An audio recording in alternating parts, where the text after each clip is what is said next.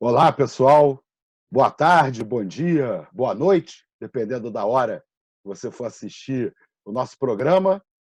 Eu sou Renato Cinco, vereador pelo PSOL aqui do Rio de Janeiro, e hoje nós estamos começando mais um programa da nossa quarentena ecossocialista e libertária. Hoje nós vamos debater o tema pandemia e educação ambiental.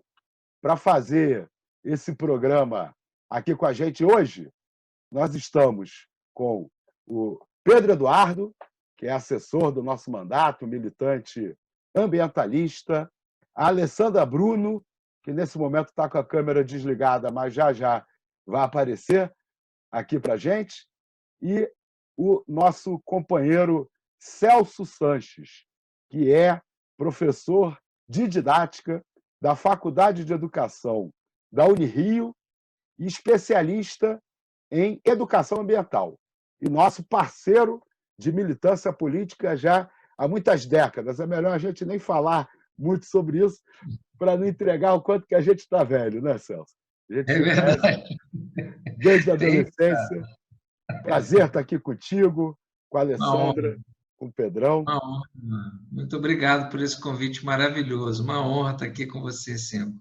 É importante lembrar, foi um mandato tão importante como o teu, tão combativo como o teu, trazer esse tema à frente aí, à baila, é muito importante. Queria saudar vocês, agradecer mesmo a oportunidade de estar aqui. Obrigado, Celso. Nós que te agradecemos.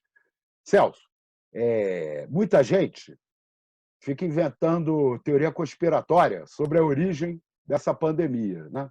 O pessoal fala até em laboratórios. Já teve até investigação internacional e houve uma conclusão de que o vírus surgiu na natureza, né? Que foi uma troca, né? De uma zoonose, né? Um vírus que veio dos animais para a nossa espécie, né? E aí essas teorias conspiratórias acabam atrapalhando o entendimento, né? Vamos dizer assim, da relação entre a pandemia, né, da Covid-19 e o meio ambiente. E aí a gente queria começar te perguntando isso. Como é que você vê essa relação? Né? Existe uma relação entre a pandemia e o modelo de desenvolvimento capitalista, a exploração do meio ambiente? Fala um pouquinho para a gente o que você pensa sobre isso.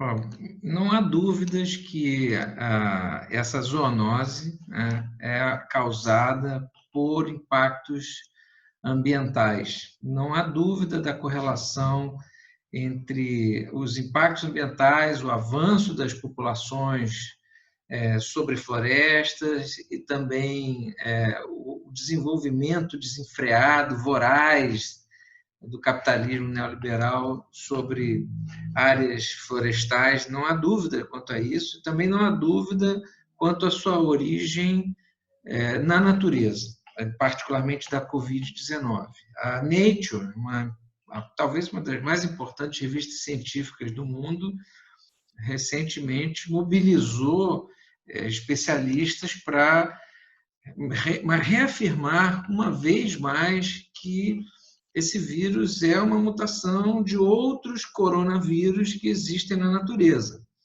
Os coronavírus, essa variedade de vírus, tem esse nome coroa, porque os vírus têm uma cápsula proteica chamada capsídio, e ele parece uma coroa quando você olha no microscópio eletrônico.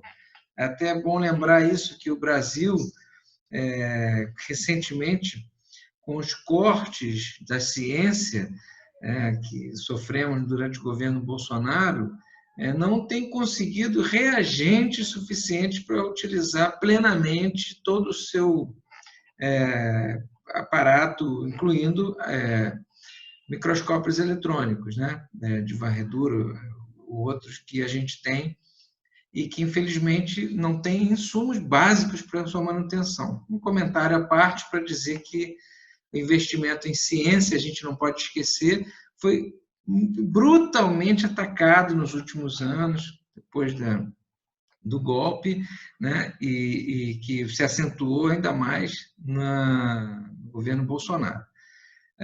com o astronauta sendo o nosso ministro da educação, da ciência, tecnologia, e aí botaram um monte de coisa na pasta dele, só para justificar realmente que ele não sabe o que está falando. Mas é sabido, né, bem sabido, que os coronavírus são muito frequentes em morcegos. Os morcegos são os principais reservatórios dessa variedade de vírus. E na natureza, há muitos estudos que mostram a presença desses coronavírus em morcegos, inclusive estudos muito importantes aqui no Brasil, dos quiroptólogos, que são os especialistas que estudam morcegos, né? Há muitos importantes quiroptólogos no Rio de Janeiro, né? Os estudos de morcegos na Floresta da Tijuca são muito importantes, né? Há vários nomes importantes, eu não vou citar aqui para não ferir, esquecer, acabar de citar alguém, mas praticamente todas as nossas universidades públicas com cursos de zoologia, biologia e zoologia, estudam morcegos na UFRJ, na UERJ, na Rural, na UF, na Unirio. Nós temos pesquisas com morcegos e também com coronavírus, lá com os vírus, não só coronavírus, mas outros parasitas e, inclusive, outros patógenos para os seres humanos. Há doenças que se transmitem por morcegos, que são conhecidas como a raiva, por exemplo. Então, esse coronavírus, ele muito provavelmente é uma mutação de outros coronavírus, né, presentes ali nessas populações de morcegos, né? E lá na China, provavelmente houve uma contaminação. Algo semelhante, né, nessa contaminação de seres humanos por morcegos aconteceu com uma doença chamada NAPH, nessa região chamada NAP, e foi uma febre ocasionada por um vírus, né, que contaminou mangas nessa região da Malásia, que se expandia brutalmente a plantação de manga por conta de demandas de mercado, de interesse de mercado internacional. As pessoas plantavam as mangas e criavam porcos debaixo das mangas. As mangas caíam, os porcos comiam aquelas mangas ali. Eram uma economia, uma agroeconomia consorciada entre mangas e porcos. E daí passou pela urina de algum morcego, enfim, de alguma maneira, a contaminação do morcego para o porco. O ser humano comeu um porco contaminado e teve essa doença. Então, esse é um pequeno exemplo de como é que essas coisas acontecem, né? Acontecem, obviamente, pelo avanço das populações humanas para áreas florestais, e tem sido um avanço extremamente acelerado, e mais recentemente a gente viu aí no Dia do Fogo, né, como ele tem sido estimulado pelas autoridades federais, como tem sido estimulado pelo governo federal, né, pelos discursos do presidente, né, enfim, e isso tem se acentuado. Está correndo aí na internet uma fala de um grileiro que espera que em breve eles possam ter registro oficial de suas terras, né? Que há um projeto de que 5% das áreas indígenas vão poder ser, de fato, autorizadas ou passadas para os seus grileiros e invasores, e ele espera que isso aconteça, ele acredita muito no governo Bolsonaro que isso aconteça. Isso mostra bem como no interior do Brasil, nessas áreas, há uma pressão enorme para essa expansão dentro dessas regiões de floresta, que são, na verdade, reservatórios da biodiversidade, né? Só que estão em equilíbrio. Ali é um equilíbrio, como a gente diz na biologia, uma homeostase, um equilíbrio dinâmico. Há um equilíbrio das populações animais e vegetais ali dentro do ecossistema que garante a saúde. Ou seja, a nossa saúde ela é muito posta em equilíbrio dinâmico, é muito sutil. Ela é muito sutil. E qualquer perturbação nesses ambientes faz com que a gente se exponha a riscos biológicos. Existe uma questão de risco biológico, de risco ecológico nessa expansão desenfreada de populações humanas para cima de ecossistemas naturais, né? Então, esse é um aspecto que tem sido levado em consideração por cientistas mundo afora, revelando 2 pontos que me parecem ser os principais para esse primeiro papo nosso aqui. O primeiro é que essa variedade de vírus, ela é, sem dúvida nenhuma, originada na natureza. Ela é uma mutação de uma cepa de vírus, de uma família de vírus chamada coronavírus, que já estão aí presentes na natureza há muito tempo e que tem em morcegos, por exemplo, os seus principais reservatórios. Há outros vírus em outros tipos de animais. E há outros possíveis patógenos humanos em outros animais. Isso é o que se produz, o risco biológico de uma nova zoonose, fazendo com que as populações entrem em contato com outros animais, né? As zoonoses tendem a ser cada vez mais frequentes. Manter hábitos como alimentar-se de caça, obviamente, expõe a gente a zoonoses, né? E aí vai. O risco de uma futura e breve pandemia está aí. Vários cientistas alertavam que isso era uma bomba relógio, vendo a expansão humana desenfreada numa velocidade absurda em áreas florestais, na Malásia, na África, mas também no Brasil, também aqui na Amazônia, no Cerrado, na Caatinga e nos ecossistemas que vêm sendo atacados, entre eles a Mata Atlântica. Lembremos que o problema da caça na Mata Atlântica, no Rio de Janeiro, é real, ele existe. Se prendem caçadores aí, não com uma razoável frequência, gente que costuma comer gambá, que costuma comer tatu, né, cateto, porco do mato, capivara. Isso é uma bomba relógio também, que se a gente entra em contato com um patógeno humano, pode se expandir aqui. Nós demos só, assim, de certa forma, foi uma sorte a pandemia não ter começado aqui, poderia ter começado aqui. A gente também está exposto a uma série de vírus, entende? Então, esses 2 elementos são fundamentais para que a gente entenda. É um vírus que surge na natureza a partir de mutações de outros coronavírus que existem, estão presentes dentro de reservatórios biológicos, como morcegos e outros animais silvestres. 2, sim, é uma bomba relógio, há uma óbvia expansão das sociedades humanas para cima de ambientes naturais, e essa bomba relógio tende a explodir a qualquer momento com outros vírus, outros patógenos, não só necessariamente vírus, podem ser bactérias, protozoários, que a gente pode vir a entrar em contato, sim. Bom, obrigado, Celso, pelo início aqui da nossa conversa. Bom, nós estamos com o Pedro Eduardo, né, a Alessandra Bruno, que são da equipe do nosso mandato. Não sei se o Pedro ou a Alessandra já querem participar aqui da nossa conversa. Pedrão, Alessandra. Pedrão está ligando o microfone ali para falar com a gente.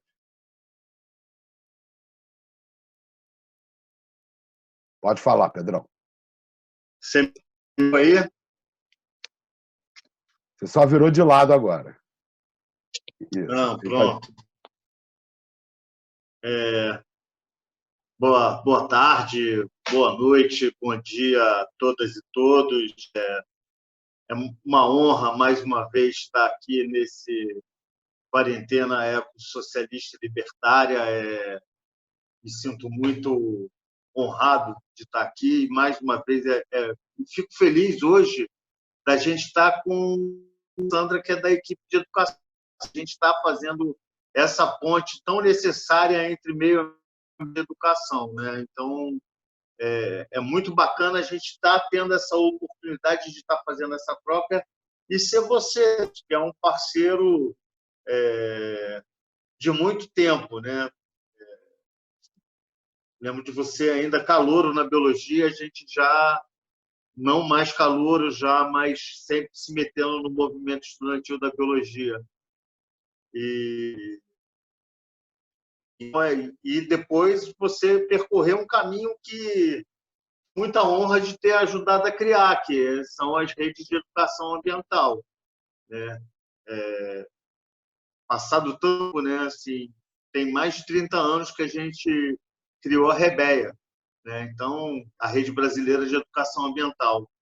E está aí, né? Com todos os percalços e brigas e polêmicas, e somos mais revolucionários, vocês são menos revolucionários, está aqui. E aí a minha pergunta é muito importante, assim, Celso. A gente, assim, uma avaliação que eu estava fazendo, se parte das coisas que a gente produz na Rio 92, parte da esquerda tivesse acreditado na gente, a gente podia ter feito muita coisa diferente, né? O problema é que, mesmo a gente sendo crítico, sendo melancia, né, fora, vermelho por dentro, a gente nunca foi aceito nem pela direita nem pela esquerda. A direita achava que a gente era revolucionário demais e a esquerda achava que a gente era um bando de zinho que queria salvar bichinho e florzinha e mais nada, e não conseguia entender a relação com o humano. E aí é isso que eu queria te falar. Assim, a gente lutou para ter uma educação ambiental emancipatória, revolucionária, combatesse a questão do consumo, que trabalhasse a questão do consumo consciente. A gente sempre teve uma crítica ao modelo econômico, a gente sempre disse que a educação ambiental ela só pode existir em sociedades sustentáveis, né? Em sociedades onde o socialismo seja real e a liberdade seja real. A gente acredita muito nisso, sempre acreditou, né?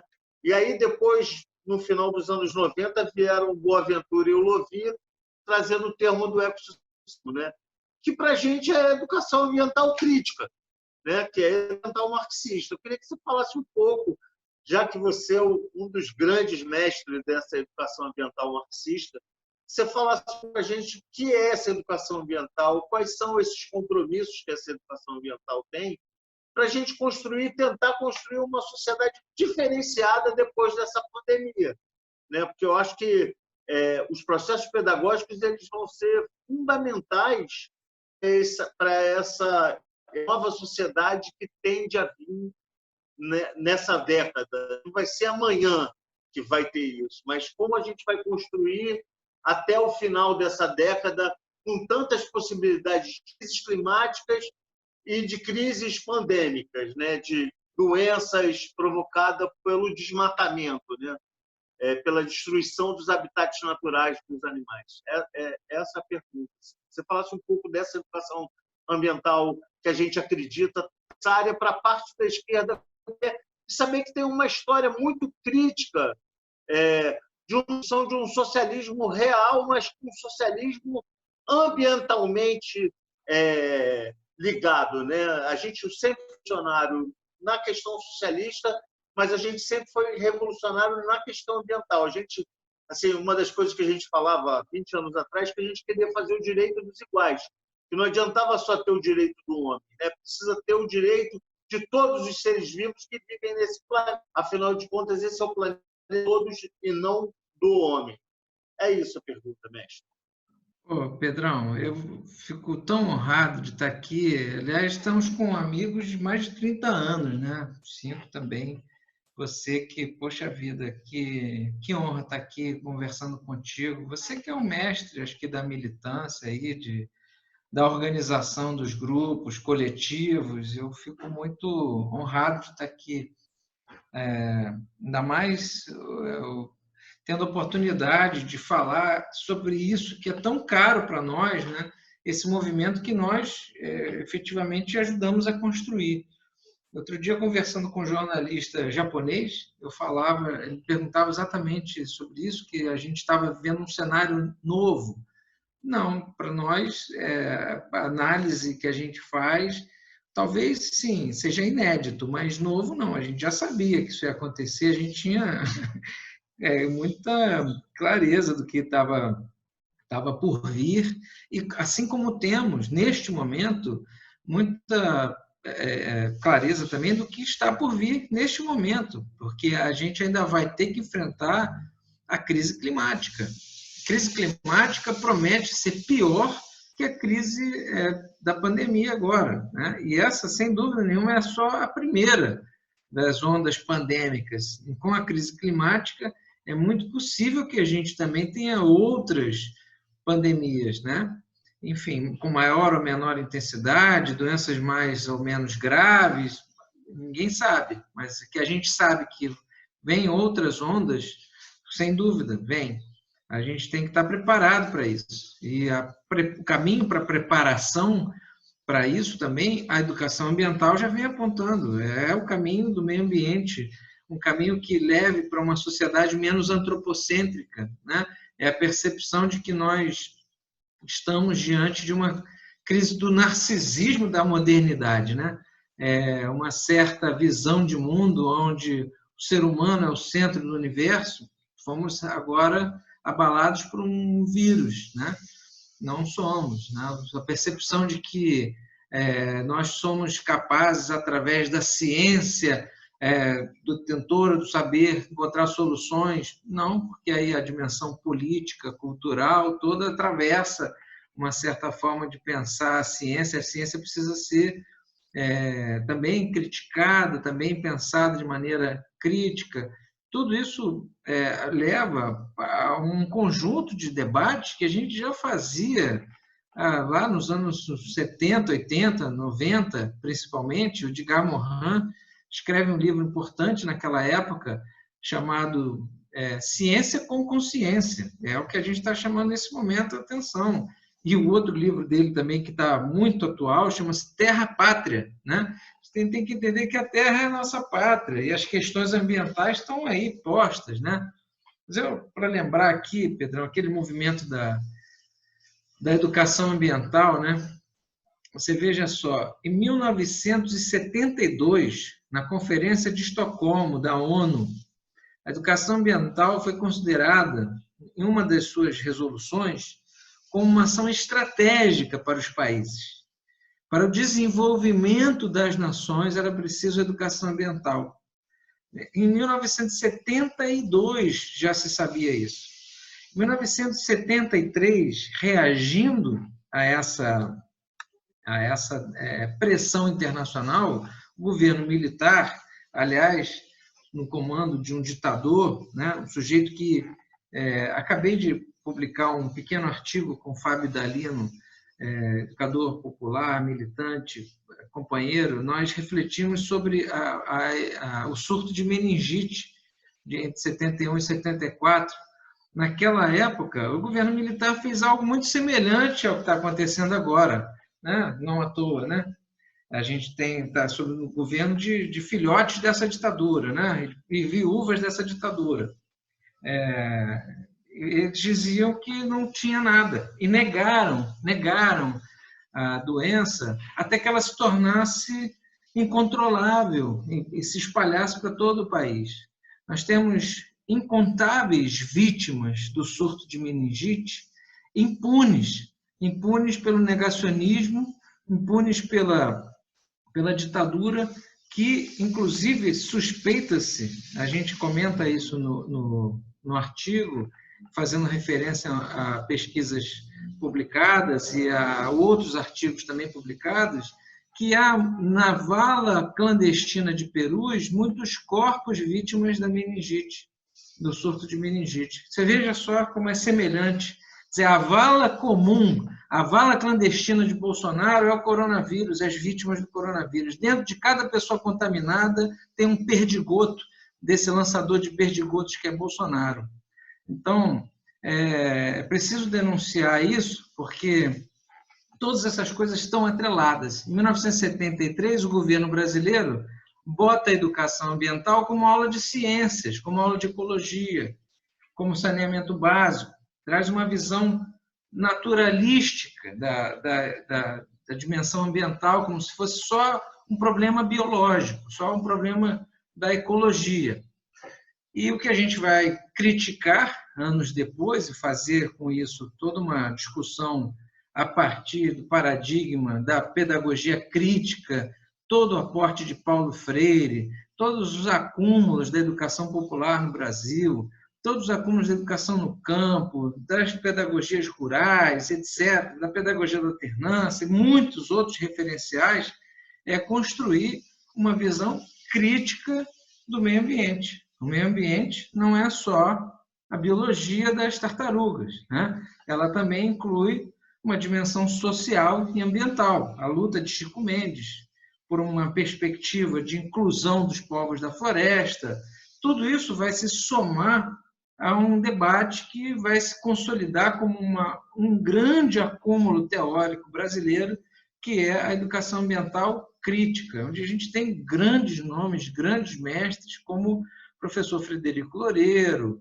Felipe Lairargues, Michele Sato, né? Mauro Guimarães, escrevendo livros, textos sobre essa perspectiva crítica que buscava ampliar o olhar da educação ambiental para essa dimensão socioambiental e que fosse crítica, para além de um certo biologicismo reducionista, né? E que também fizesse críticas a essa sociedade, fizesse a gente perceber que a grande crítica ambiental deveria ser uma crítica ao sistema capitalista, ao padrão de acumulação capitalista que busca nos recursos naturais uma fonte inesgotável e incessante para a sua voracidade, que a gente está chegando no final do século XX, início do século XXI, a perceber que essa fonte cessa.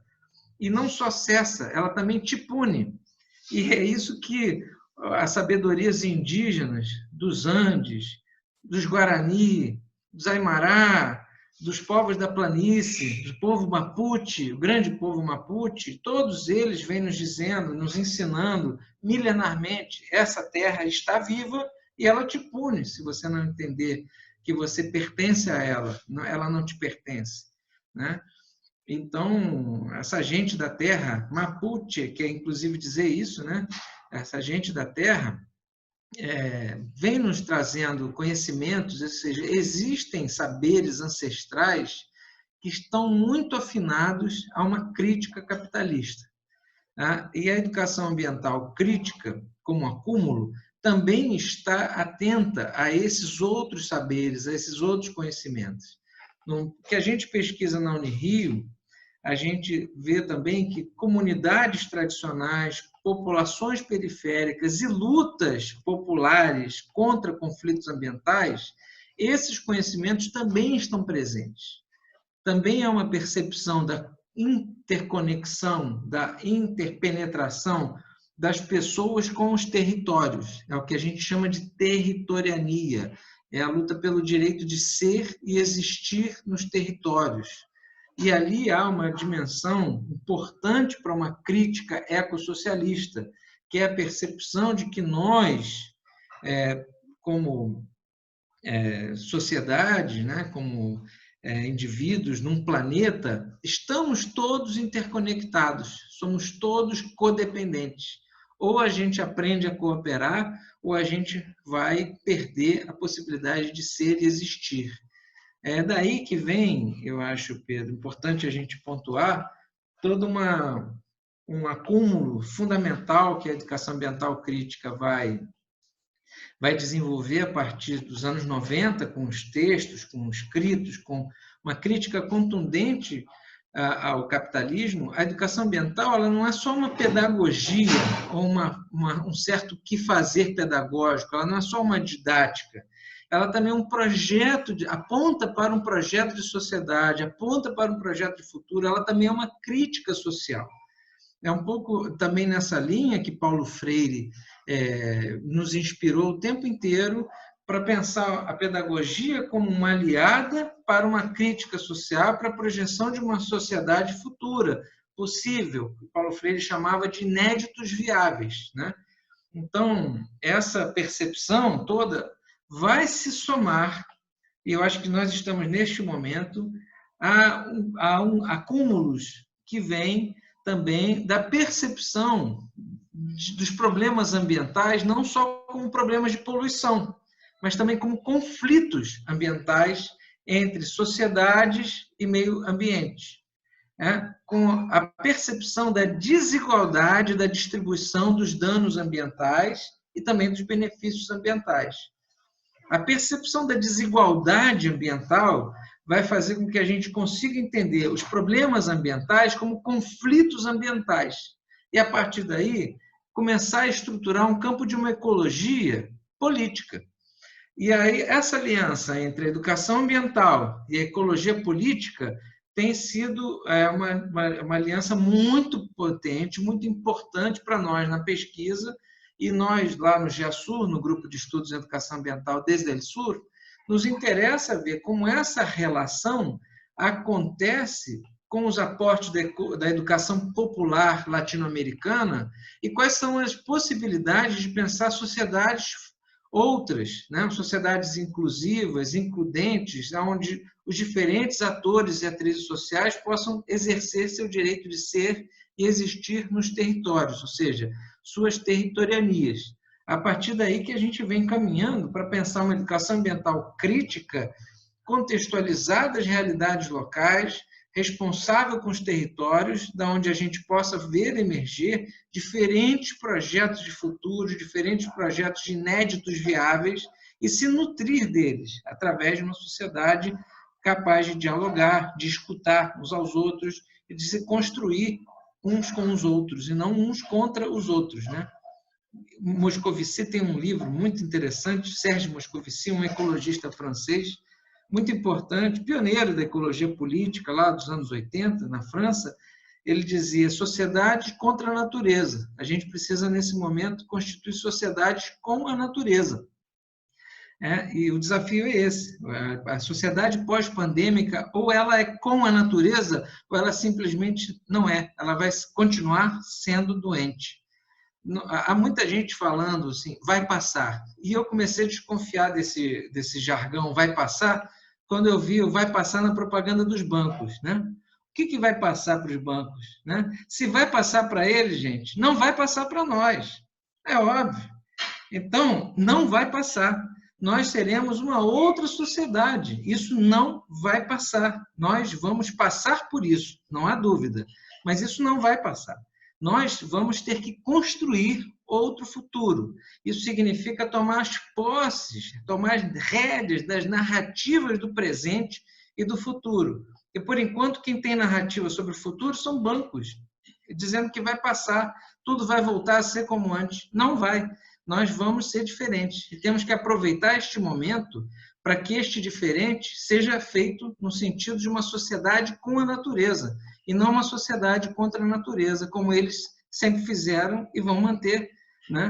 Se a gente não fizer nada agora, obviamente a tendência é que a gente aprofunde as desigualdades sociais e crie uma sociedade de controle sanitário, onde a gente sabe que os mais vulneráveis, os mais pobres vão sair prejudicados. Esse é o risco enorme de um mundo pós-pandêmico, se a gente não aproveitar este momento agora para se organizar, para pensar numa educação ambiental crítica capaz de apontar os inéditos viáveis de uma sociedade contra-hegemônica, capaz de fazer frente à manutenção do status quo.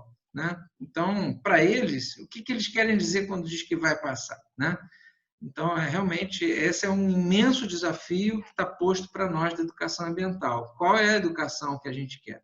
A educação ambiental que a gente está propondo nesse momento é uma educação ambiental crítica, ecossocialista, capaz de construir uma sociedade pós-pandêmica baseada nos princípios da solidariedade, do biocentrismo, para além do antropocentrismo, uma sociedade capaz de se entender com a natureza, uma sociedade capaz de respeitar, reconhecer e valorizar saberes ancestrais, tradicionais, saber fazer, valorizar e reconhecer as diversidades, todas as diversidades, ter uma dimensão de escuta sensível para todos os acúmulos de outras lutas contra-hegemônicas, como, sobretudo, a luta do movimento negro, que é um imenso acúmulo teórico, político de outras sociedades. Faço um rápido apontamento aqui, gente, só para puxar um ponto que, para nós do GEASUR, é muito importante.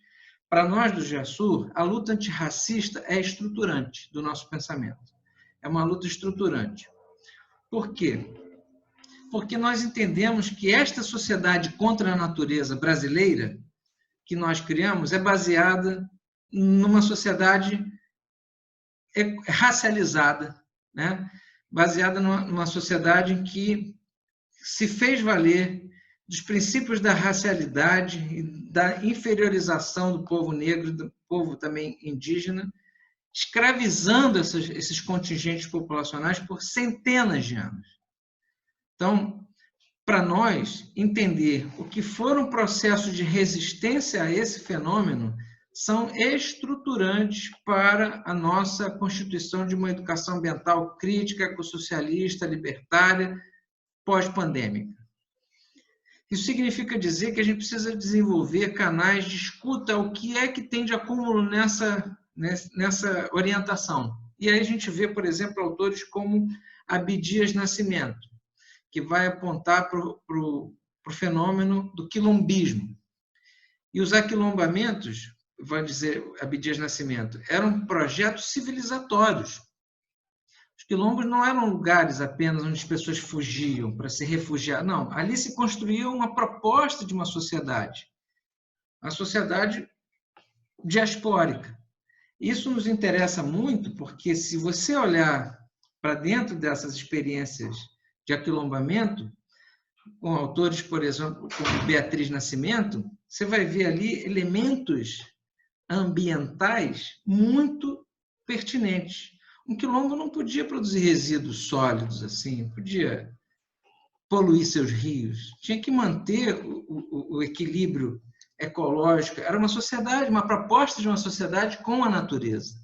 É mais ou menos esse fenômeno que a gente vê, por exemplo, hoje nas ocupações, na luta por moradia. Você vai numa ocupação popular, você vai encontrar pessoas construindo nas ocupações, em movimentos como o MNLM, o MTST, estratégias de convivência com a natureza, gestão de resíduos sólidos, controle do gasto de energia elétrica, até porque não tem, do uso da água, óbvio, porque também não tem, são recursos escassos.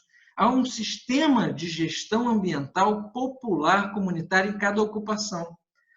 Sistemas são muito semelhantes, que a gente vai ver também em favelas, como é o caso das sociedades de água no Morro da Formiga, tema de várias pesquisas nossas ali no GEASUR. O Júlio Vitor fez seu mestrado sobre isso. A Áurea Martins, no EICOS também. Ali a gente vai ver aquilo que Beatriz Nascimento apontava, usando Abdias Nascimento como referência, uma possibilidade de construção de uma sociedade com a natureza. Isso tudo tem a ver com o que Lélia Gonzalez chamava de améfrica ladina. Então, o que eu acho que a gente tem que, nesse momento, reivindicar para a educação ambiental, Pedro, é uma educação ambiental racializada, que entenda a luta antirracista como um eixo estruturante da sua perspectiva crítica.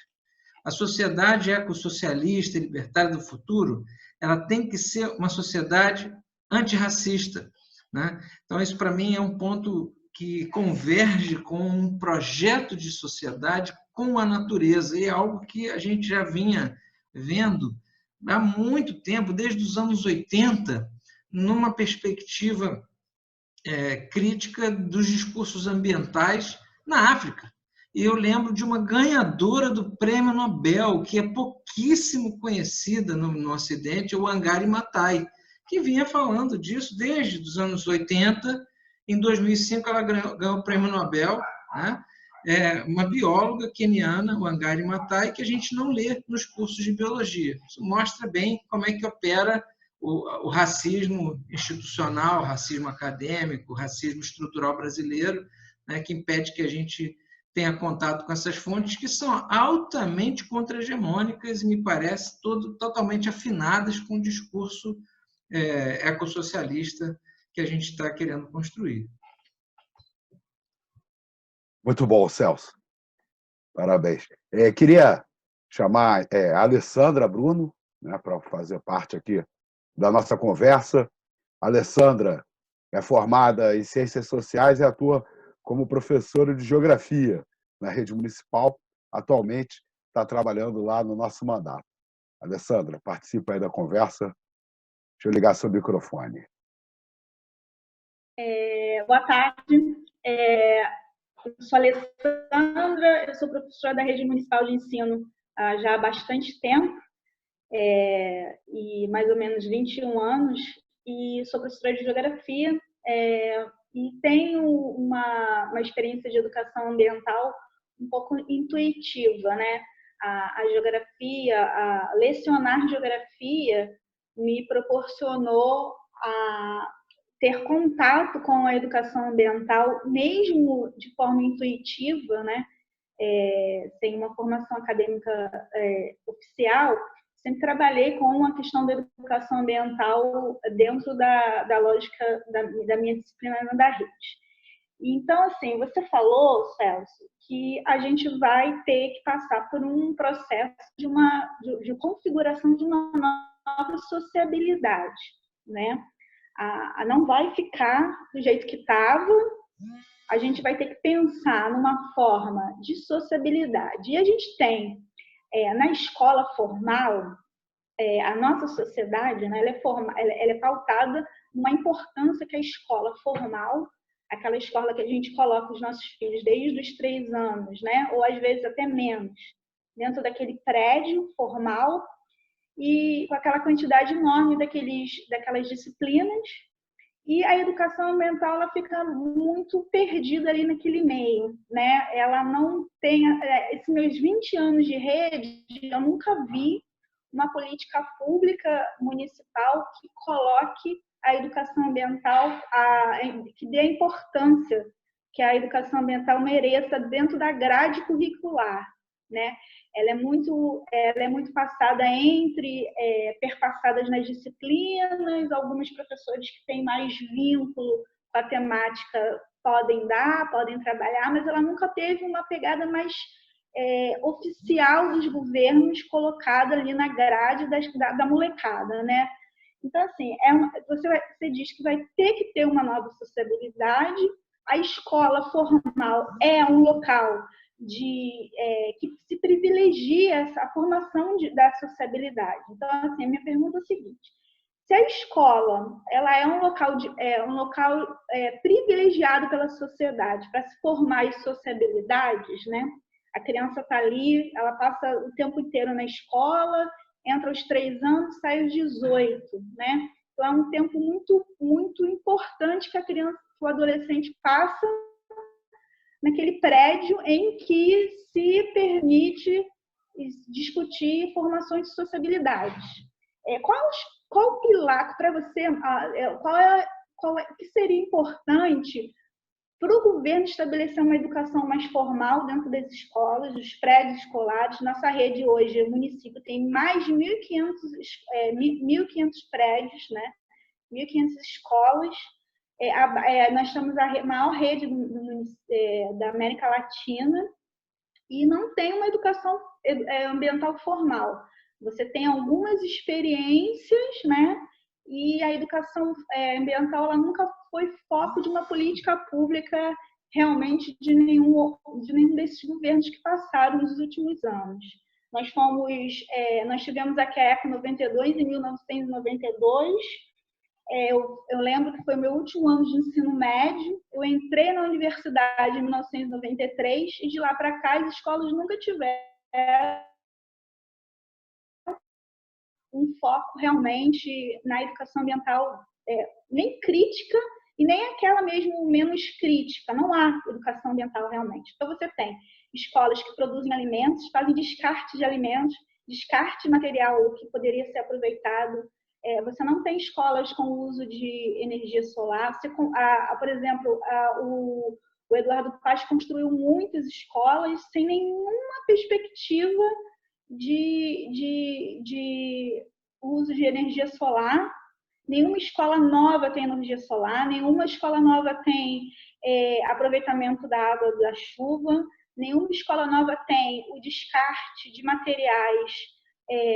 Não se aproveita nem as cascas dos legumes que são usados na merenda para adubo. Se você faz uma horta, você não pode botar aquele material, aquele produto que a horta faz para as crianças se alimentarem, não pode, não deixam. Eu já tive horta em escolas que a gente produzia as couves e as crianças levavam para casa com um bilhetinho: olha, nós não responsabilizamos pelas essas couves, se vocês comerem e passarem mal, não se podia botar na merenda. Então, assim, o que falta de política pública oficial para que as escolas possam ser os novos, produzir essa nova sociabilidade, essa necessidade de educação ambiental? Não sei se eu fui clara. Companheira, muito bom te ouvir, obrigado, muito obrigado mesmo. Acho que você traz uma questão fundamental, central, que é a questão da escola. Mas antes eu queria saudar você, professora da rede, dedicada a colaborar no mandato popular, né, tão importante a participação e a presença de professores e professoras nessa construção. Muito bom, fico muito feliz. Eu fui professor da rede do Estado por 10 anos, com muita alegria. Fui professor dos colégios Clóvis Salgado, no Caju, do Colégio Estadual Paulo Freire, a quem eu aproveito para saudar, meus alunos e alunas, meus verdadeiros professores e professoras ao longo da vida. Aí são pessoas muito especiais, muito importantes para mim. Vários eu tenho contato até hoje e eu tenho o privilégio de ter passado esse tempo no chão da escola, né, como se diz, né? Ou então, como se dizia na época, comendo giz, né? E para mim foi fundamental essa experiência, que me deu uma aula de realidade muito grande, e também me deu a certeza de que sem escola, na centralidade das políticas públicas, inclusive de meio ambiente e saúde, nós não temos sociedade do futuro. A escola é absolutamente central na construção da sociedade do presente e da sociedade do futuro. A gente muitas vezes fala da escola como ali que se constrói o futuro. Não, ali se constrói o presente. Ali se constroem pessoas que nos ensinaram, por exemplo, um fazer na política absolutamente novo, que foram as ocupações.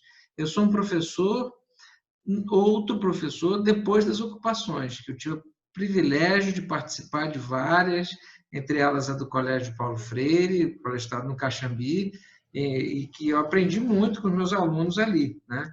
Então, sou muito grato a esses estudantes e a luta das escolas. E para te situar aqui em como a escola ocupa uma centralidade absolutamente marcante na luta e na construção do presente e do futuro, nós temos o Colégio Municipal Brito Broca, no Morro da Formiga, onde está o corpo docente, a direção, totalmente engajadas na conscientização da população local no Morro da Formiga em torno da questão do coronavírus. Estão lá trabalhando, dias de semana, finais de semana, enfim. E isso é só para exemplificar o que tem sido feito largamente em várias escolas, Rio de Janeiro afora. Por exemplo, não posso deixar de citar o trabalho absolutamente central, dedicado e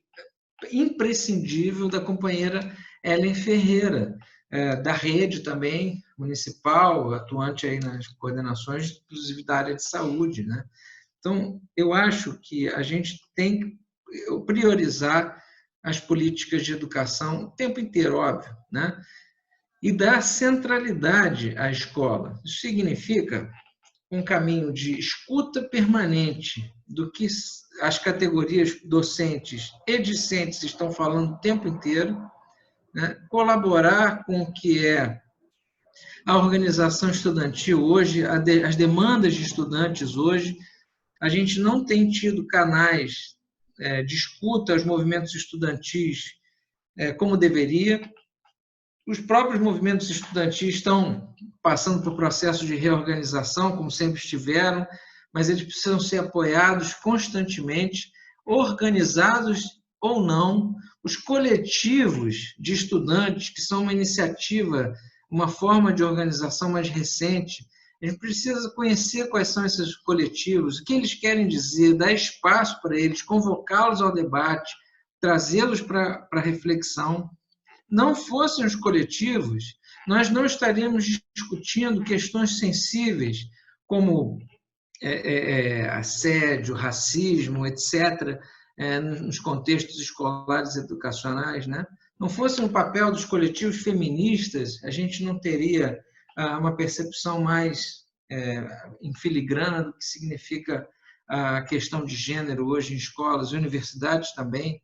É muito importante, não? Os coletivos LGBT, QIA+, são fundamentais, são essenciais na construção do presente e do futuro. E as escolas têm esses coletivos potentes, são ali que eles nascem, ali que eles surgem, e a gente precisa, de alguma maneira, criar espaços para que eles possam florescer, se expandir e ouvi-los, né?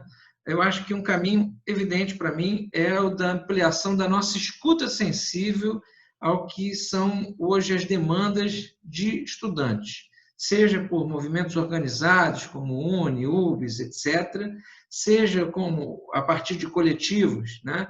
Coletivos muitas vezes não tão bem estruturados, né? Acho isso fundamental e não vejo políticas públicas caminhando nesse sentido, né? Durante o governo Lula, houve um ensaio para se trazer os coletivos educadores de meio ambiente, né? Os coletivos jovens, que formaram uma geração inteira de educadores ambientais, pessoas que contribuíram efetivamente para políticas públicas, trouxeram novas demandas para a pauta ambiental e que foram totalmente apagados após o golpe, né? Já no segundo governo Dilma, eles já vinham perdendo espaço, mas ainda havia uma certa interlocução, e pós-golpe começaram a ser apagados, e agora, então, totalmente não só apagados, mas como defenestrados por essa necropolítica que está em curso, que, obviamente, se receia porque não tem coragem de ouvir a juventude, né? Tom Zé tem uma frase muito interessante que diz assim: cerquem as periferias, porque é de lá que saem os Jesus Cristos e os fiéis castos do mundo.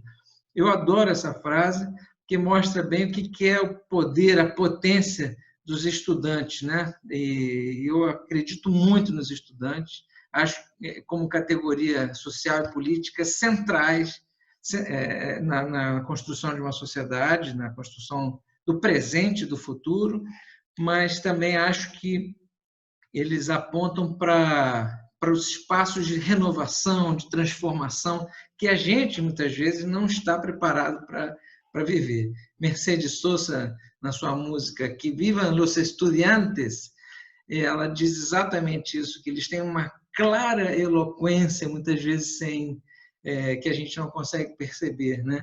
A música é belíssima, que nos diz para ouvir os estudantes, né? Saudar os estudantes sempre, tê-los em mente, na centralidade do debate. Por isso, quando eu penso a escola, eu penso primeiro nos estudantes. Primeiro, nesse processo de canal permanente de escuta sensível a essa população. Segundo, esses atores e atrizes sociais, organizados ou não.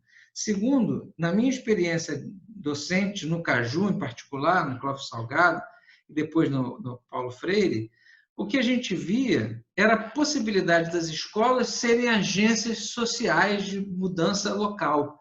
Nós fizemos no Caju o primeiro fórum de meio ambiente. Lá, inclusive, o Sérgio Ricardo foi um dos palestrantes, o companheiro militante, aproveitar para saudar o grande Sérgio Ricardo. Depois, nós tivemos no Caju, fizemos um primeiro fórum de coleta seletiva solidária, juntando as cooperativas de catadores de recicláveis ali da região do Caxambi. A escola pode muito mais. Só deixar ela livre, deixar ela ser o que ela quer. Cada escola tem uma alma, uma vida, elas precisam de dependência. E, para isso, os estudantes são centrais, mas os professores e as professoras também são centrais. Ataques sucessivos na tentativa de controlar quem vai ser o diretor, a diretora da escola, né? Através de nomeações, indicações, do uso político dessas estratégias, a gente vê o tempo inteiro. E é fundamental essa luta, né? Para que a gente mantenha as escolas como instituições autônomas, capazes de pensar e agir por si próprias. Eu defendo a descentralização orçamentária, que as escolas tenham seus orçamentos geridos pela própria comunidade local. Eu defendo a ideia de comunidade escolar, onde a própria comunidade, o bairro, abraça aquela escola e define, através de assembleias populares, tudo. Quem é que vai gerir, que não precisa ser exatamente a diretora de uma escola, o diretor de uma escola, não precisa ser exatamente um professor, pode ser alguém interessado na educação, eleito pela comunidade local, né, para administrar a escola. Claro que os professores têm um conhecimento, e até faz parte da nossa carreira pensar a gestão, mas pode ser muito mais que isso, pode ser um conselho gestor. Então, acho que a gente tem que pensar na questão da gestão escolar como uma gestão popular, democrática e participativa. Tem que pensar na questão da participação da comunidade escolar, na definição também até do que são os currículos, do que são os conteúdos escolares, para que a gente saia das amarras, como a BNCC, que é uma amarra ideológica, né? Que é atravessada por disputas ideológicas, né? A discussão de um currículo sustentável, por exemplo, a gente vê um certo discurso de sustentabilidade muito conservador, muito interessante para os donos do poder, porque eles se dizem ecológicos quando incluem ali uma coisa ou outra da gestão ambiental, uma coleta, uma certa reciclagem, mas não fazem a discussão ecopolítica, não discutem o território, não discutem o acesso à água. Uma escola não é ecológica porque ela faz a campanha do Dia da Água. Ela é ecológica porque ela discute a desigualdade do acesso à água em todas as suas disciplinas. Era isso que a gente debatia em 1999, quando a nossa Política Nacional de Educação Ambiental e também a Política Estadual de Educação Ambiental, Pedro e eu participamos ativamente disso, disputando se devia ou não a educação ambiental ser uma disciplina. E o consenso à época era que não, que todos devíamos discutir a questão ambiental, ela devia ser transversal.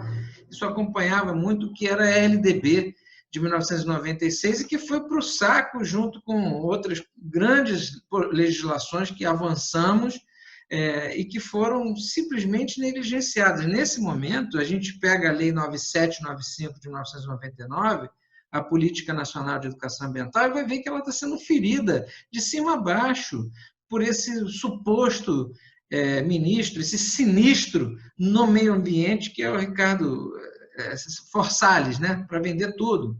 Né? Sinceramente, é um sujeito que é até perigoso ficar falando dele aqui, porque ele é o judicialista, né? Mas ele vai pagar por isso, não tenha dúvida. Se não pagar pelas vias legais, a Pachamama vai cobrar dele. Pode ter certeza disso, que ele vai pagar para o espírito da terra. O grande espírito vai cobrar dele. Podem ter certeza disso. Vamos guardar essa fala para vocês me cobrarem no futuro. E o grande espírito não poupa as pessoas. Os andinos sabem disso. E eles sabem também que não poupam aqueles que não querem aprender, que ouvem e não querem ouvir, aqueles que não estão dispostos à transformação. A escola é um lugar de transformar pessoas. A escola também tem que estar disposta a transformar-se. Então, esse é o desafio que a gente tem para a educação e para nós, professores. Como é que a gente faz todas essas mudanças sem um programa efetivo, continuado? Primeiro, de respeito, que se reverta em melhor remuneração, respeito que se reverta também em maior infraestrutura e apoio do seu trabalho, respeito no que se diz respeito também à atenção à sua saúde, à sua qualidade de vida. O professor precisa ter boa qualidade de vida, boa remuneração, boa infraestrutura no trabalho, boas condições de trabalho e respeito no sentido de que significa ser um docente na sociedade de hoje. Professores e professoras exigem respeito antes de qualquer coisa. Não é só aumentar o salário. Isso é óbvio, é imprescindível. Mas, além do salário precisar aumentar, é preciso de respeito. Isso a gente tem que lutar constantemente, garantindo a presença de professores e professoras nas tomadas de decisão. A presença da professora Alessandra, por exemplo, aqui é absolutamente significativo e corporifica isso que eu estou falando, e essa dimensão de que os professores e professoras têm que ser ouvidos, tem que ter espaço, tem que ter presença, seus corpos têm que ocupar os lugares, né? Os lugares, as tomadas de decisão, estar presentes ali. É muito triste ver o secretário de Educação, o Abraham Weintraub, nem falo, né? Porque o sujeito, aquilo ali não é um ser humano, é uma coisa podre, né? Uma pessoa que apodreceu, que fala coisas absurdas, que debocha, que é agressivo, que é uma pessoa que demonstra um adoecimento, uma infantilidade, um adoecimento mesmo, assim, que eu sinto, além de asco, um pouco de pena. O nosso secretário de Educação é um sujeito que nunca me enganou, né? E acho que a questão fica evidente quando a gente vê a negligência do governo do Estado quanto à educação e à saúde indígena. Mas eu vejo aqui a educação. Nós temos um Conselho Estadual de Educação Escolar Indígena que está na sua legislação que, para funcionar, não pode gerar gastos ao Estado. Quer dizer, é uma coisa que... Como é que vai funcionar, então? Então, é dramática a situação das escolas indígenas, da educação indígena no estado do Rio de Janeiro. A mim nunca enganou. E do município, nem o que dizer, né? O município, há muitos anos, há muitas gestões, não temos uma secretaria de educação capaz de ouvir professores, ouvir alunos, de implementar projetos de fato sustentáveis, de fato que levem a uma educação ambiental efetiva que a gente precisa tanto, e as consequências estão aí. Né? A gente está vendo como consequência disso uma população que precisa de um programa de educação em saúde e, no entanto, vai às ruas. Se a gente tem furos da nossa quarentena, em grande parte é falta de educação. A consequência está aí, né? A falta de educação. Né? Porque eu, durante, acho que toda a minha carreira docente, trabalhei explicando o que era uma pandemia, o que era um vírus, como é que ele se espalhava, como se proteger. A vida inteira eu fiz isso. Né? No ensino médio, no ensino básico, enfim. E meus alunos, eu tenho certeza que sabem se proteger. Tenho certeza. Não estariam furando quarentena como muitas pessoas estão fazendo, sem proteção, enfim. A total falta de educação ambiental, educação em saúde, né? E por aí vai. Muito bom. Muito bom. Obrigado, Celso. Bom, a gente já, acho que está mais ou menos em 1 hora de entrevista, e aí, para a gente ir encaminhando para o final, eu queria fazer uma dinâmica um pouco diferente agora. Fazer uma rodada, nós três, de comentários a respeito. Não precisa se despedir ainda, não. Depois a gente volta para se despedir, tá, Pedrão e Alessandra? Mas a gente faz uma última rodada, e aí o Celso fala mais uma vez, fazendo um fechamento, depois a gente se despede. Pode ser? Maravilha. Bom, eu queria só chamar a atenção para uma coisa que eu acho que estava na sua fala, apesar de eu não lembrar de você ter falado exatamente assim, né, que é a questão do erro de se responsabilizar a humanidade, de uma maneira genérica, pela crise ambiental do planeta. Né? Em primeiro lugar, a humanidade ela não decide as coisas democraticamente. Né? Então, democracia, na minha opinião, ainda é um sonho. Né? A gente pode até falar em países mais democráticos ou menos democráticos, mas uma democracia plena, né, que realize aquele sonho do poder pelo povo, né, do povo, pelo povo, para o povo, ainda é um sonho, né? Então, responsabilizar a humanidade, né, por decisões que nunca foram democráticas, de fato, né, é uma injustiça do ponto de vista político. Mas também, e eu acho isso até mais importante, se a gente olha para a história para a nossa história no planeta, história e pré-história, né, hoje, se eu não me engano, se considera que os esqueletos mais antigos de Homo sapiens têm 300 mil anos, estão datados em 300 mil anos. Né? A tal da explosão neural que gerou o Homo sapiens sapiens tem cerca de 50 mil anos. Né? E a cagada tem 250 anos. Né? A crise ambiental ela é produto da indústria, né?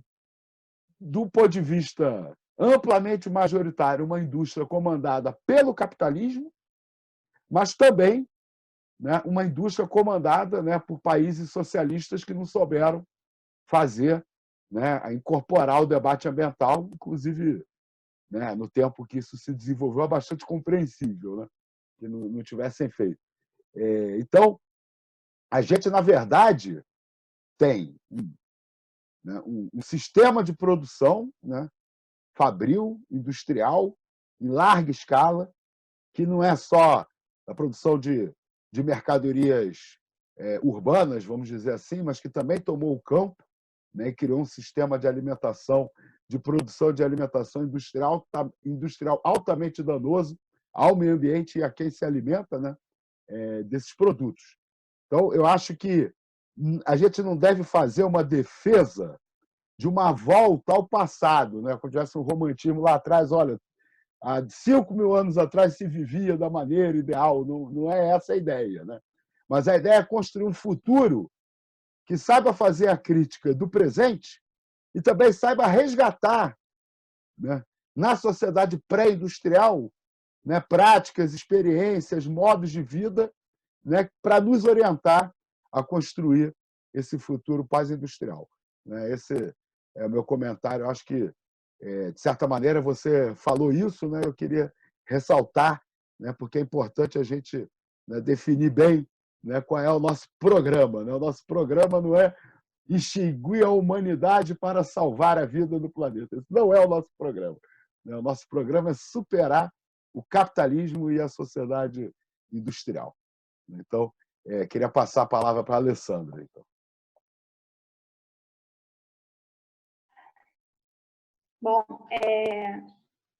Bom, você me pediu para não me despedir ainda, né?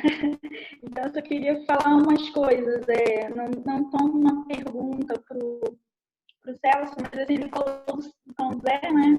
E eu vou lembrar do Milton Santos, que ele disse que a solução e tudo que a gente tiver de respostas para perguntas do século XXI viriam do Sul, do hemisfério Sul, que o Norte não vai nos dar mais respostas nenhuma.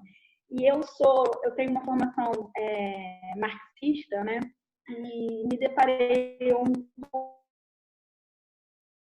tempo atrás com os teóricos do viver, né? Seria um pouco isso que o Milton falou, no sentido de buscar. Sim. É que ficou tá muito instável. Repete aí os últimos 30 segundos. Não precisa fazer nada, só repete. Que já melhorou, já está branquinho de novo aqui. Ih, travou. Falei que melhorou. Travou na mão, ajeitando a câmera. Eu moro na roça e agora aqui ainda não é bom a internet.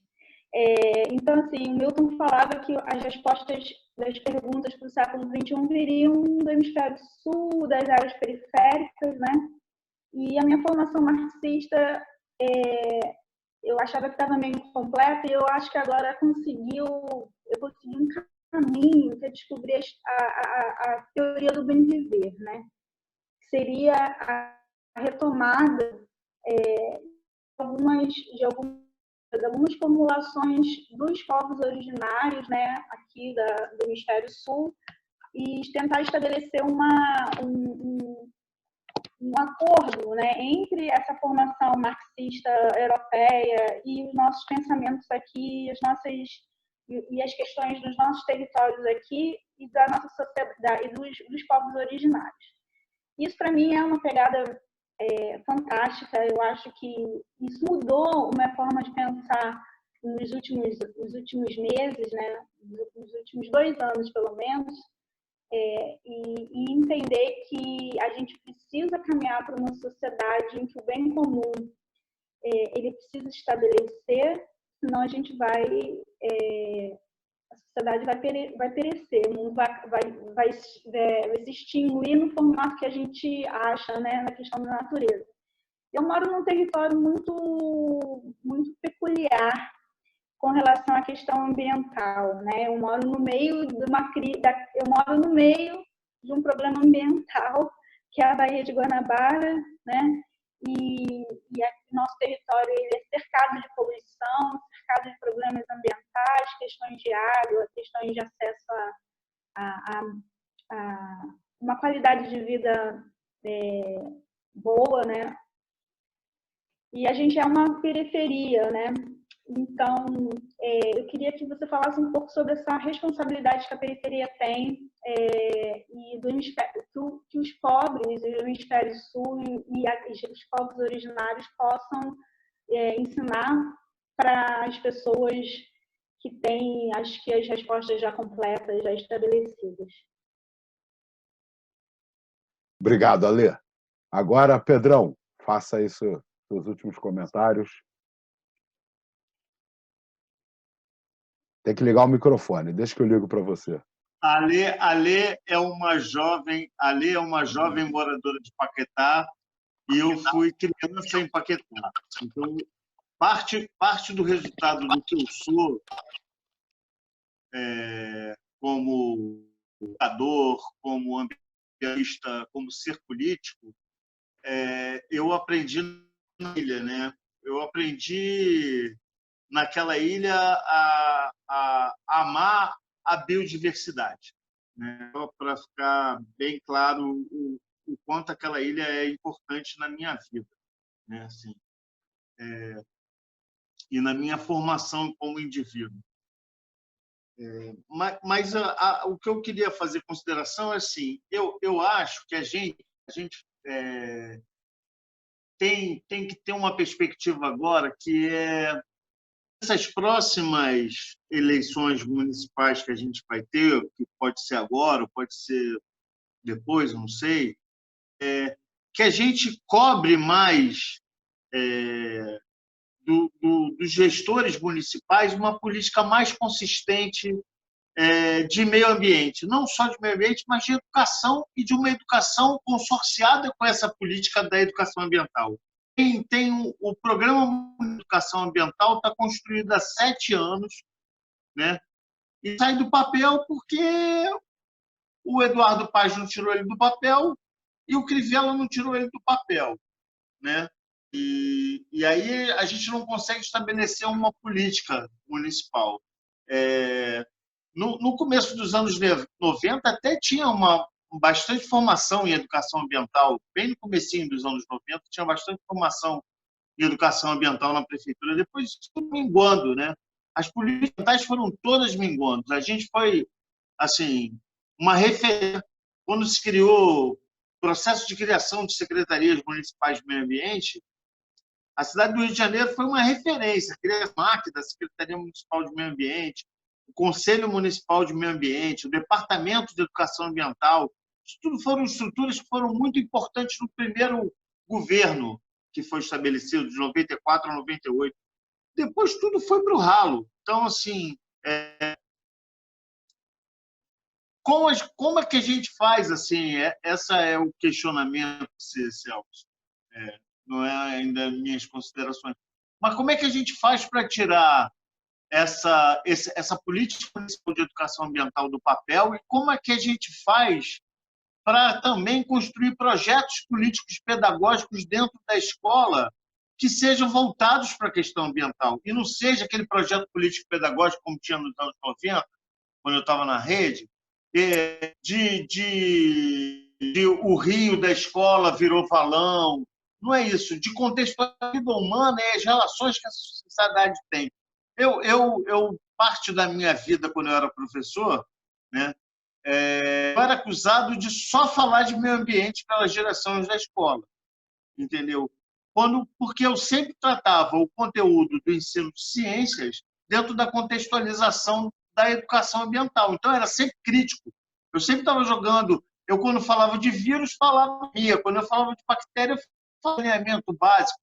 Então, eu sempre fiz essa relação direta, mas militante, né? Além de professor, educador, eu sou militante. Então, como é que a gente faz isso? Como é que a gente... E a outra pergunta, se a gente faz isso chegar no sindicato, né?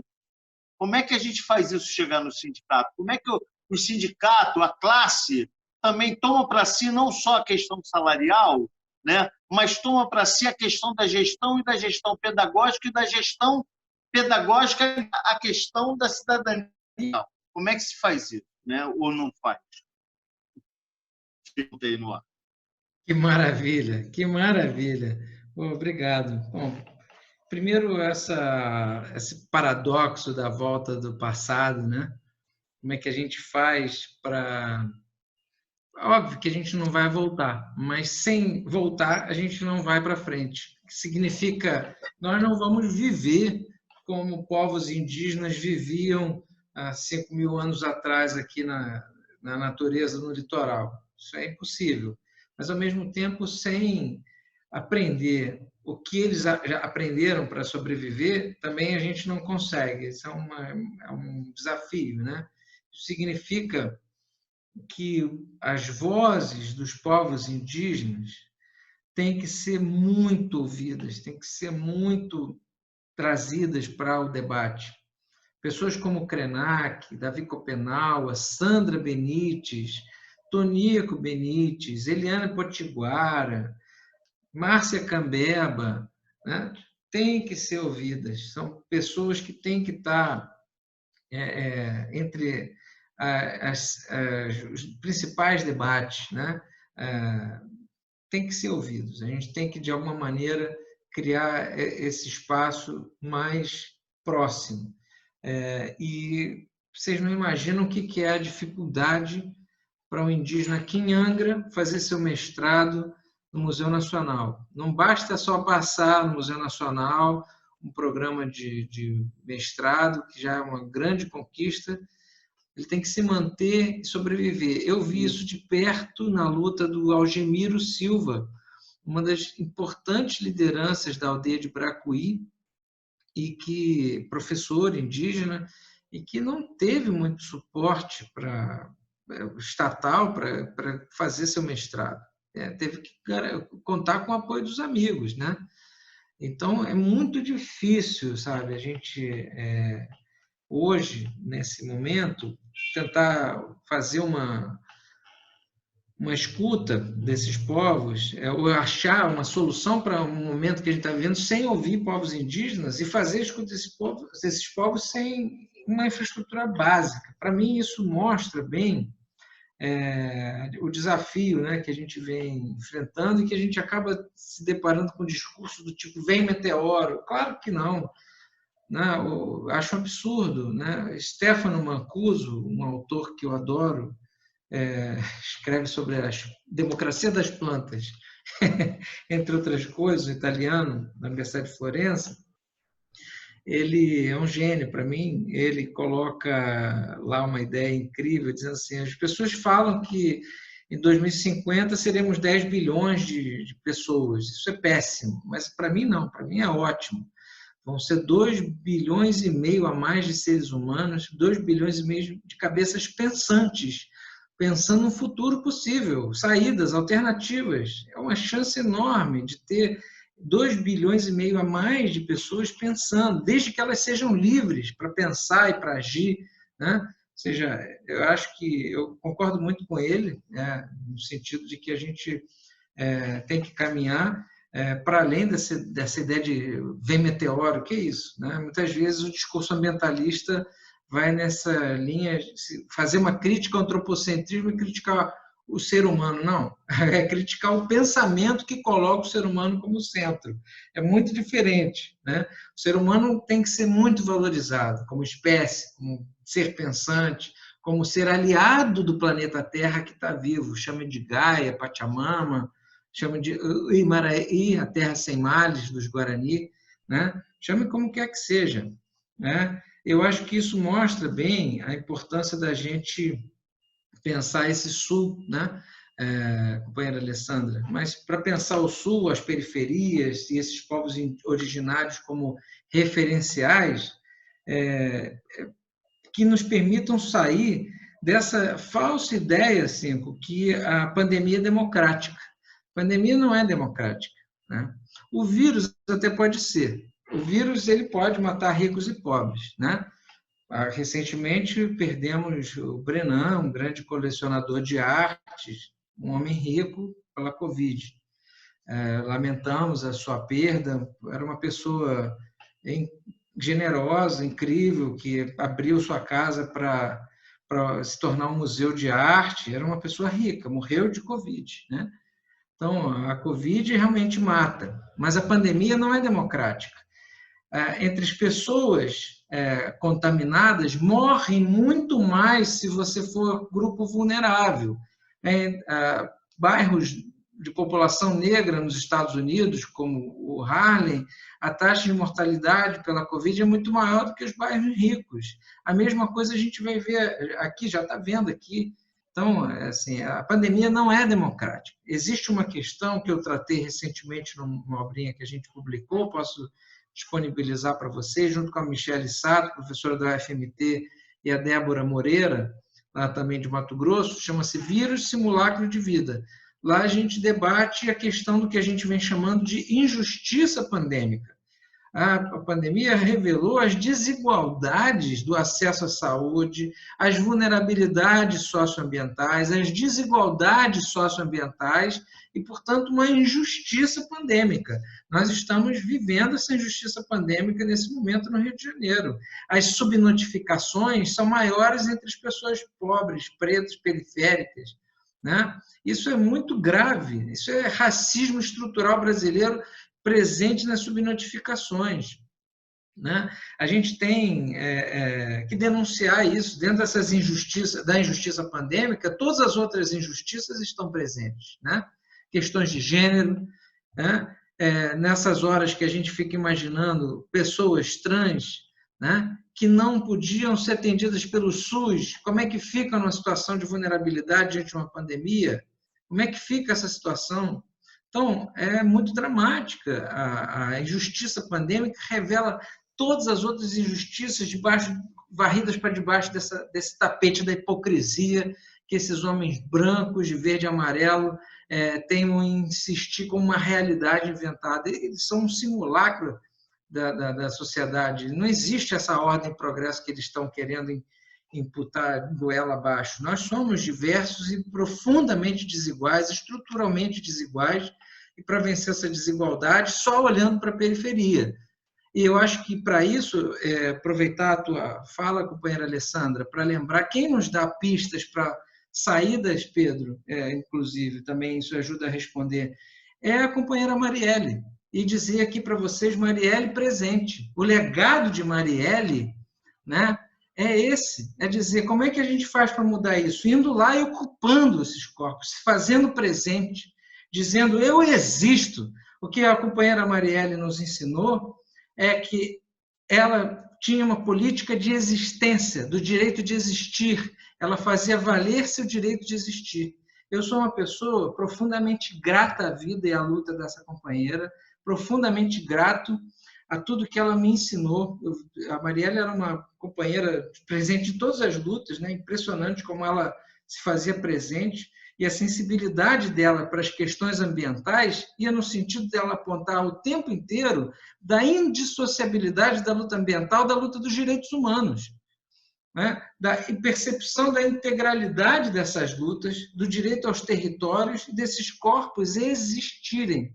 Então, o legado de Marielle, para mim, é uma alternativa para pensar ou um ecossocialismo que aponte para alternativas no campo dos direitos humanos, em particular o direito de ser e existir, do direito de existir, que acho que é disso que a gente está falando aqui, dessa educação ambiental crítica, que aponta no sentido da existência humana, da existência da vida, o direito à vida. É disso que a gente está falando. E a companheira Marielle ainda nos mostra como essas periferias potentes, né, latentes de vida que a gente não ouve, produzem sentidos e significados, alternativas para o que a Paula Tavares, o poeta angolana, num poema lindo, ela diz assim: vou para o sul saltar os cercados. Nesse poema belíssimo, ela faz eu uso como metáfora para essa ideia de ir para o sul, né? Saltar essas amarras, esses cercados desse sistema colonialista, capitalista, neoliberal, que coloniza o pensamento, o ser, as nossas estruturas de poder e nos impede de ver o que está do outro lado, né? Do outro lado do abismo, das linhas abissais, como diria Boaventura de Souza Santos, né? O que essas periferias produzem no sentido de existências, né? Então, eu acho que essas representatividades periféricas têm que se fazer presentes, a gente tem que criar a escuta para a representatividade, porque elas apontam para essas existências outras, essas vozes outras que são muito potentes. As vozes do Sul, a reivindicação do Sul, e por aí a gente vai encontrar o caminho dos estudos decoloniais, pós-coloniais, e a própria luta antirracista nos permite entrar em contato com pessoas como a companheira Marielle, Sueli Carneiro, entre tantas e tantos outros, né? E daí a gente vai vendo, por exemplo, que a escola, Pedro, precisa desse debate. A escola precisa exatamente se encharcar dessas pessoas que já a constituem, né? Quando a gente pega uma BNCC, uma lógica de que as crianças têm que ter acesso àquela base curricular nacional, porque elas têm que se sair bem no PISA, a gente, sem se dar conta, muitas das vezes, acaba reproduzindo sistemas de invisibilização dessas existências. É uma escola que visibiliza essas existências, programas político-pedagógicos que estejam encharcados de representatividade, estejam encharcados de diversidade, estejam encharcados de existências e, portanto, de vidas. Eu acho que é um ponto que vai ajudar a gente a construir alternativas, né, de um PPP popular, PPPP, né, por projeto político pedagógico popular, encharcado de gente, né? É por aí que eu penso e acho que a nossa cobrança dos gestores tem que ser no sentido de objetivas formas de popularizar a gestão, o acesso à escola e aos equipamentos escolares. Por que as bibliotecas não podem funcionar 24 horas? Cadê as bibliotecas populares? E por aí vai, né? Eu sou a favor de um programa de bibliotecas 24 horas, 7 dias na semana aberto, sempre aberto. Por que não? Biblioteca, para mim, é que nem o metrô. Por que o metrô não funciona 24 horas? Qual é a justificativa? Então, para mim, essas duas coisas têm que estar abertas 24 horas, bibliotecas e metrô. Por que o banco é 24 horas, a biblioteca não é 24 horas, o metrô não é 24 horas? Mas o banco é 24 horas. Então, sinceramente, e os sindicatos, Pedro, para terminar, acho que eles têm que se repensar. Eu digo isso como diretor do meu sindicato, né? Os sindicatos vivem uma crise enorme. Acabei de vir do Congresso do Andes, o Andes Nacional, uma instituição de luta, de muita luta. Estive lá em fevereiro, no último congresso, mas que ainda se atrela a muitas discussões muito ultrapassadas do que significa a universidade pública, o que significa a própria universidade, o ensino superior. E os sindicatos precisam entender que eles são instrumentos fundamentais, centrais na luta, mas que, para isso, eles precisam ouvir mais as suas bases, ampliar suas ações nas bases, ter mais sistemas, canais abertos de escuta, enfim. se reinventar, se repensar, porque realmente a gente vive uma crise de representatividade também dentro dos sindicatos. No nosso caso, nós estamos ensaiando todas as terças-feiras à tarde um programa de entrevistas chamado Aquele Abraço, que eu convido vocês a assistirem. Inclusive, essa terça-feira agora é o professor Ricardo Antunes que vai conversar com a gente. Semana passada nós conversamos com a companheira deputada estadual Mônica Francisco, um papo imperdível, está tudo disponível online. Mas isso precisa ser ampliado, isso é muito mais. A gente ainda faz muito pouco, precisamos fazer mais.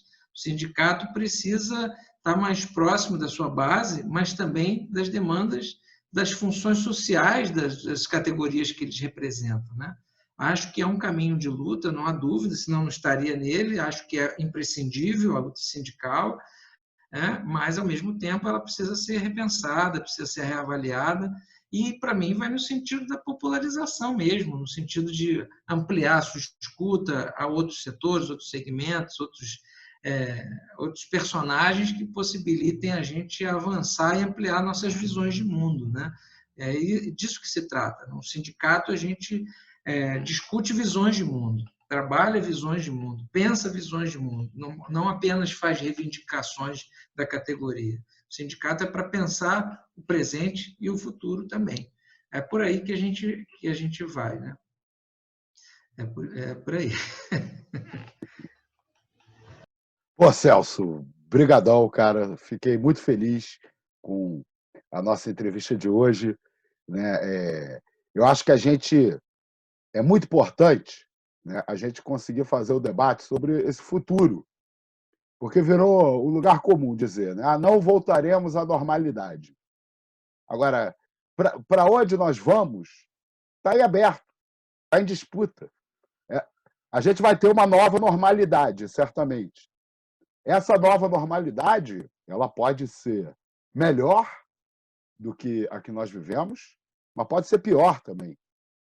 Inclusive, eu acho que um dos grandes desafios da próxima década vai ser a luta entre o planejamento democrático com o objetivo de atender ao bem-estar das pessoas e a garantir uma relação harmoniosa da sociedade com a natureza, contra um planejamento autoritário feito pelas grandes corporações do capital e das armas, né, para conduzir, né, a humanidade para uma nova normalidade onde os privilégios se reproduzam.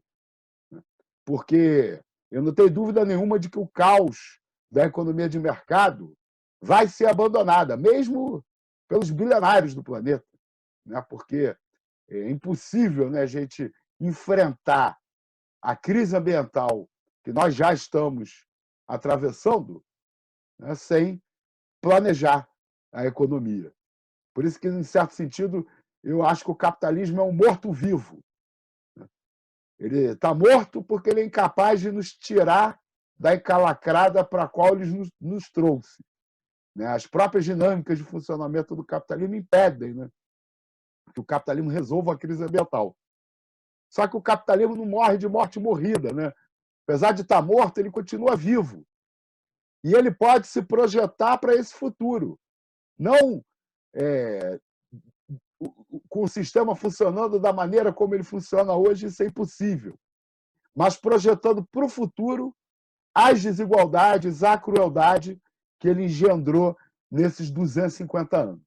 Então, eu quero agradecer muito, Celso, tua participação aqui na nossa quarentena ecossocialista e libertária, né? Passar a palavra para a Alessandra e para o Pedro se despedirem. Quem quer começar? Alessandra, pode ser? Pode.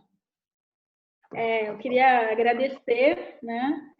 Gratidão, Celso, por ter aceito o convite da gente e dizer que eu sou uma pessoa gramsciana, né? Sou muito pessimista no meu pensamento, mas tento tocar o barco e tentar a gente construir, quem sabe, um futuro melhor para as crianças, né, que estão aqui ao redor. Aqui. É isso, gratidão. Fala aí, Pedrão. Então, agradecer ao Celso pela oportunidade de estar aqui com a gente hoje e dizer assim, eu também sou um pessimista que não desiste, né? Eu costumo dizer, eu acho que o Doze Macon tem uns anos, né? Já deve ter esse filme, que eu sou aquele mendigo do filme que fica com um cartaz toda vez que o cara volta, o fim está próximo, né? Eu acho que o fim está próximo desse modelo de humanidade. Mas eu acho que a gente tem todas as possibilidades de fazer desse fim um novo. E a saída está no ecossocialismo, na agrofloresta, numa economia viva, libertária, onde o indivíduo seja respeitado nas suas escolhas, onde o Estado seja presente na gestão ambiental, na gestão da saúde, na gestão da educação, e que a gente faça muita permacultura, muita agrofloresta e que a gente consiga quebrar os supermercados. Porque o supermercado ele é tão nefasto que ele está lucrando excessivamente nesse momento. Conseguiu, aqui na cidade do Rio, embarrear o circuito carioca de feiras de orgânicos, as feiras tradicionais também, tem muitos produtores rurais, agricultores familiares, que produzem comida para essas feiras, e isso é muita maldade, o que essas grandes empresas, junto com os supermercados, fazem com a vida humana. É isso, e vamos à luta. E vou deixar um pouquinho que não fez, eu vou fazer. Amanhã, às 19 horas, a gente tem a plenária do mandato do vereador Renan, e é muito importante a participação de todos. Celso, tenta garantir aí na tua agenda, às 7 horas da noite, estar com a gente nessa plenária. Tá bom? Um abraço aí, pessoal. E uma boa tarde, boa noite, um bom dia para todos e todas. Foi incrível participar de mais uma quarentena ecossocialista e libertária. Obrigado, Pedro, Alessandro, R5, muito obrigado. Eu queria ler para vocês um pequeno poema, porque na minha crise de meia-idade eu resolvi ser poeta. E se nada der certo, eu vou escrever poesia daqui para frente. Isso é ótimo. Então, dizer assim, na guerra dos mundos, é do ventre delas que brotam esperanças. Nas mãos dadas carrega-se água, para regar as sementes desse futuro presente. No afeto, ativam-se memórias dessas mães ancestrais, carregadoras de água, guardiãs de sementes. Memórias impressas nesses corpos plantation. Alguém gritou, fogo no canavial. Labaredas pintaram o céu. Vi nascer o tempo. Pariu-se guerra que perdemos, mas que podemos ganhar. Fogo no canavial, pindorâmicos sonhos dessa minha utopia marginal. Devolvam meu país, cretinos. Aqui é terra de gaudinos. E termino agradecendo muito, perguntando quem mandou matar Marielle. Obrigado. Obrigado, Celso, Pedrão, Alessandra. Vamos seguir perguntando quem mandou matar a Marielle e lutando, né, por água e semente para todos, né? Se a gente conseguir garantir isso, a gente resolveu quase todos os problemas, né? Obrigado aí para Celso, Alessandra, Pedrão. Até a próxima quarentena ecossocialista e libertária.